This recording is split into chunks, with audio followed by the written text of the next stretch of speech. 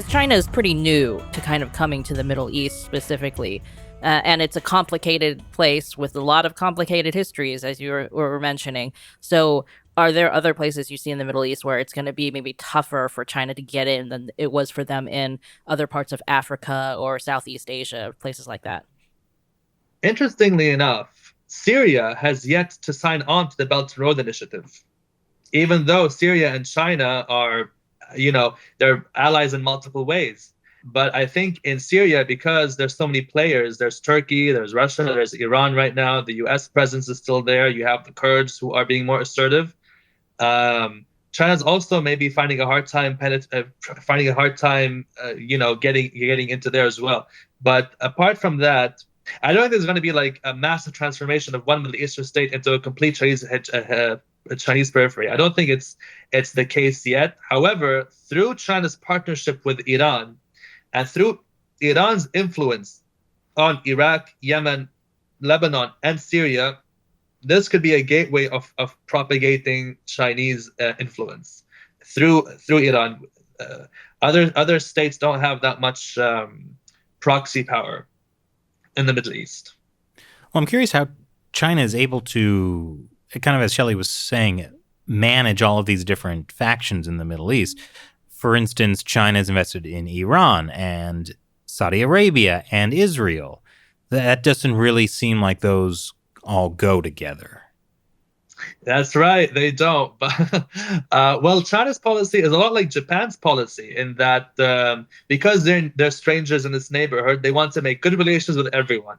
And the governors of those states are aware of this. They are aware they're aware that China can't possibly miss out on the Saudi Gulf market. The governors of Iran know that China's obviously not going to miss out on the Saudi oil market. And Saudi Arabia knows that, China obviously can't miss out on Iran's influence and also Iran's liquefied natural gas, which it has a lot of. And once the sanctions are away, bam, you're going to see liquefied natural gas moving across the borders like crazy. So the governors there are fully aware, are mature enough, as a governor should be, to understand that China wants money. It just wants to conduct business. It doesn't really care much about the problems on the ground. It doesn't, its heart doesn't bleed for the Palestinians, or it's not a Zionist state per se. It's an atheist country, so it doesn't really care about everyone's religion. It just wants business to be conducted, and it wants a stable environment, which is why I'm cautiously optimistic about China entering the area, because it means that the governors in the Middle East will like be quick to like stabilize things. Okay, guys, calm down. We don't need financial aid from the EU anymore. So now China's coming. We need to really behave ourselves, because what happened before, I think, is that the EU is right next to the Middle East. Chaos in the Middle East means refugees to the EU. The EU does not want refugees, so the EU sends aid to the Middle East to stabilize it. What the corrupt governors do is that they siphon a lot of this aid and they give just enough for things to stay like the way they are. You know what I mean? It doesn't really improve them, but doesn't make them worse. And I argue that a lot of Lebanese politicians' fortunes are made off of Europeans' taxes. And in that kind of vicious cycle.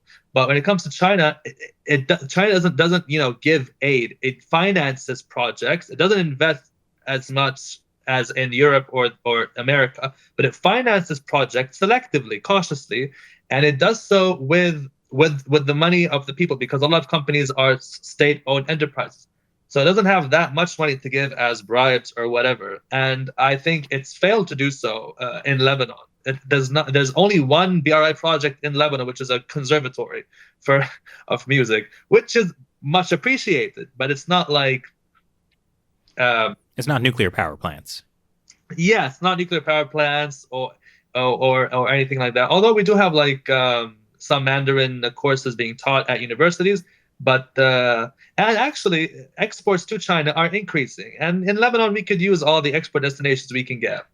So it sounds like what you're saying is that the European investment in Lebanon and other parts of the Middle East is done so poorly that Chinese investment is actually marginally better?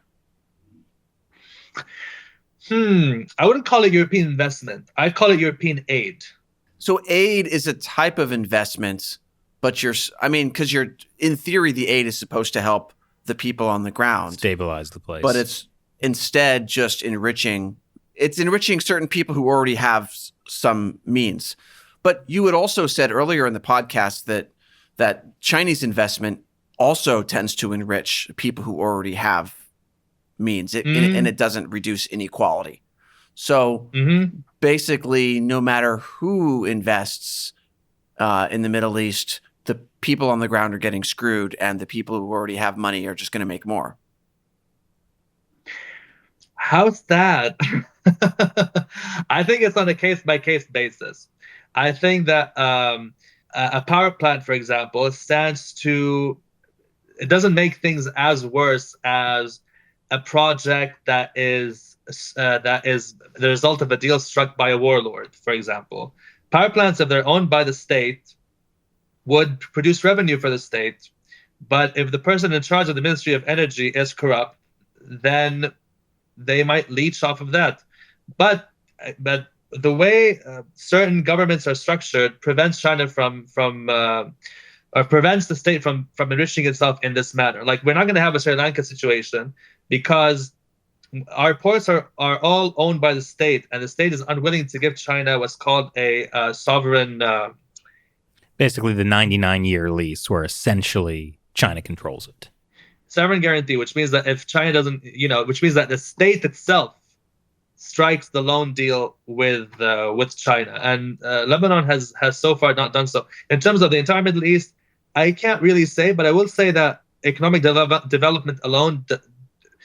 I wish it would solve all the problems on the ground. But if you take, for example, the Israel-Palestine issue, and you economically develop both areas, it's not going to change. The idea that settlers had, they can just like take this land. They'll just go with segways instead of on foot. You know what I mean? As long as certain ideologies and certain deeply held theocratic impulses are there, no matter how much money or how much development you put into a place, things will just manifest in different ways. And this is the limitation of China's development model, I think. It's interesting because, like, China will say, like, it says it supports Palestine. Like, that's their official position, right? They're like sympathetic or supportive of the Palestinian issue, but that's not going to stop them from wanting to do business with Israel and all their high-tech companies. Yeah, that's a great point. I mean, they have, they've done the sound bite here and there of like, Jerusalem is the capital of Palestine, but they don't they talk the talk, but they don't walk the walk, and they don't talk the talk that often or that assertively. You know what I mean? Like, Iran talks the talk very assertively to the point of nausea, and it walks the walk very sloppily, whereas China talks the talk. It does some financing in the Palestinian territories, but its main business is with Israel in that area. So I think it did the whole Palestine thing as a way to be a champion for the global South and to get favor from the Palestinians there who feel betrayed by the West. Like, the same West that champions human rights and democracy and whatever is failing to stop settler violence and stuff like that. Not that there's not violence on both sides, there is. But when I talk to people on the ground, they say, if they're so good, why don't they stop the settlers? Just make a law that stops the settlements. Why do they keep going on? And mind you, though, I don't think China's that passionate about what either person is doing, what either entity is doing. It just, sees a neighborhood and it wants to renovate, it wants to invest. You know what I mean? So I think it was just a soundbite to get the Global South champion points. I think it's interesting what you said earlier about how you thought that it might get better because China comes into the Middle East and it's like a pragmatic thing. But how does this kind of, because like the other thing that like is one, I think, of the few things that the Chinese Communist Party is especially keen on is non-interference in other countries' affairs, because they don't want anybody else interfering in their affairs when they talk about that. So it seems like they wouldn't actually want to make any moves in the Middle East for that reason. Yes, very much so. China does adhere very strongly to non-interference. But the more it's involved in the Middle East, the more danger, the more like shaky this commitment becomes. Because if you strike a military pact with Iran and you just think, oh, it's just between me and Iran, blah, blah, blah. But what if Iran, conducts an aggression against Saudi Arabia or against Iraq? What then, China? Well, are you sure you can fulfill this commitment?